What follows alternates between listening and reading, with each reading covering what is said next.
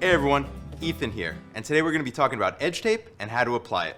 Now edge tape is just like regular veneer that you get in full sheets. Now the main differences are that it comes in rolls cut down specifically for sized edges, and it has glue on the back for easy application. You use edge tape when you have a piece of ply that you want to cover the edges with so it looks like one solid piece of wood.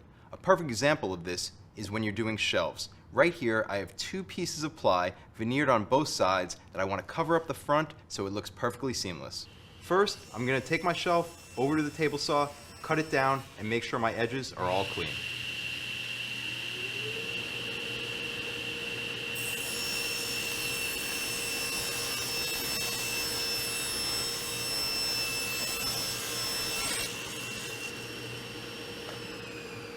Now I'm going to grab my veneer, make sure it's the right size and species for my shelf.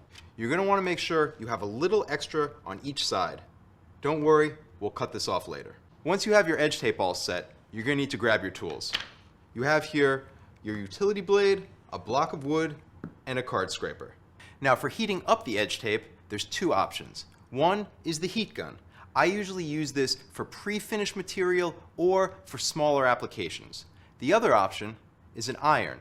I usually use this for longer applications or for any regular veneer that I'm working with.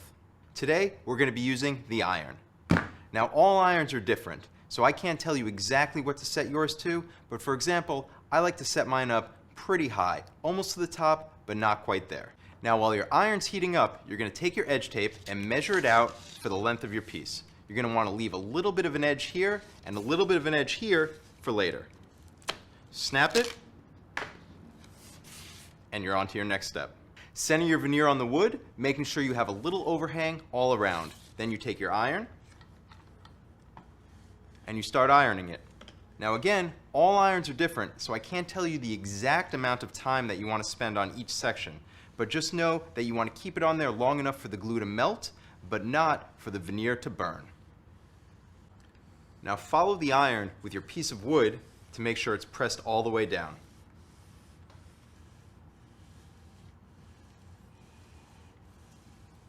You can see here the glue heating up.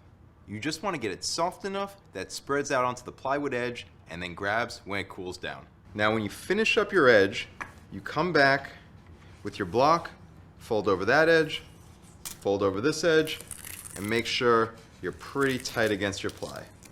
Then you're going to put this away for a little bit, let it dry, and then you'll come back to it. Alright, now we're back, our glue has dried, and we're ready to cut. Grab your card scraper and run along the edge. Go in a downward motion, making sure you're not cutting into the sides. If you're just starting out, go in small motions. But once you get the handle of it, you can do a full run in one pass. Now that your edges are all flush, go over it with a piece of sandpaper. Any one that you have in the shop will do. I like to take an old random orbital pad, fold it in half, put it between my fingers like this so I can get the corner of the wood right here.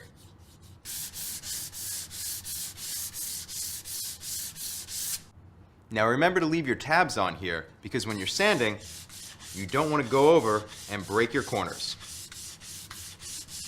Once all your edges are clean and broken, come back with your blade and we'll take off the ends. I like to nick one side and then come back to the other side and go all the way through. That way, you prevent tear out on your offside. Alright, now you come over this side, nick one side, and come back over. There you go. Sandpaper again. Take down your edges.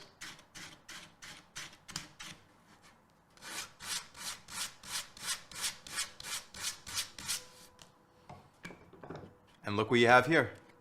A seamless piece, a beautiful shelf. I hope that helped. If you have any questions, let me know. Happy to answer them. Thanks for watching, and I'll see you next time.